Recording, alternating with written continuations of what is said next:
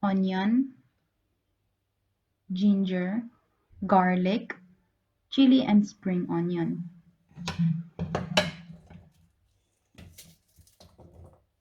Konti lang ang ilagay nyo, guys.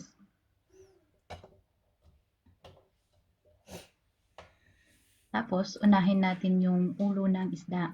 Ang gamit ko ditong isda is dorado. Maglagay tayo ng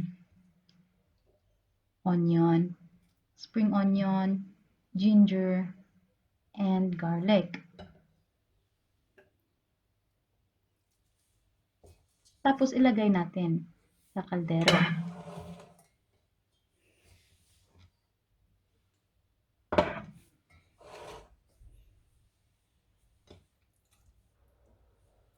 Now, ilagay na natin yung the rest ng isda. At yung mga ingredients, garlic again, ginger,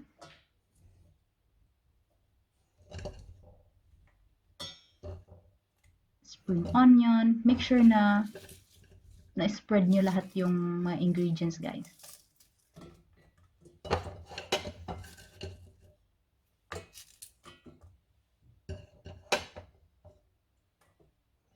Ngayon, yung red chili. Kulang na lang nito talong.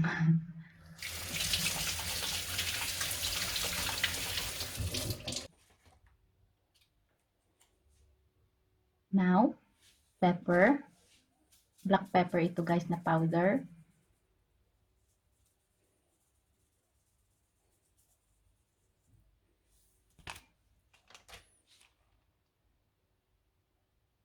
Peppercorn.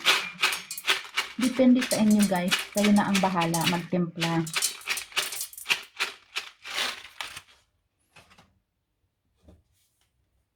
Salt.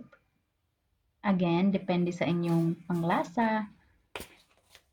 Sa akin dito, konti lang nilagay ko kasi maglalagay pa ako ng soy sauce. Now, maglagay tayo ng soy sauce. Any kind of soy sauce. Ang gamit ko dito ay Silver Swan galing sa Pinas.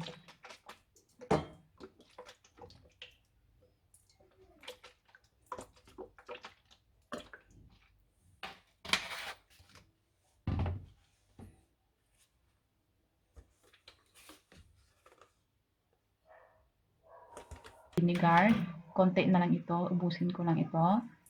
At mamaya maglagay ako ng white wine vinegar.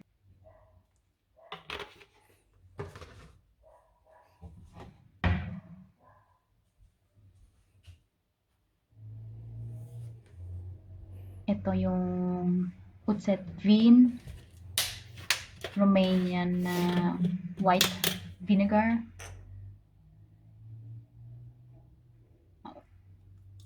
Konti lang din ang ilagay ko. Tansyahin nyo lang talaga, guys, kasi depende rin sa gaano karami yung isda na lulutuin nyo. Ito yung olive oil.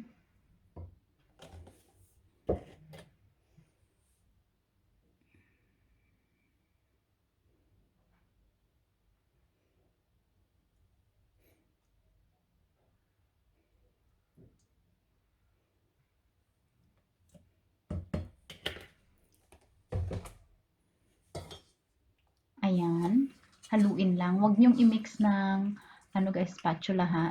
Ganituhin lang paghalo.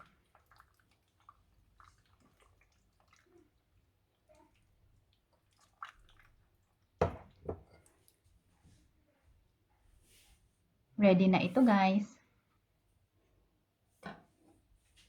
Okay, pan at ilagay natin sa stove.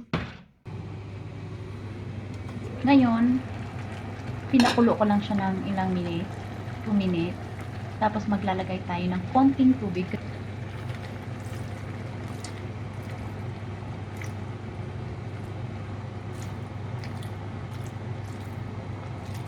Pakipan natin at pakuluin.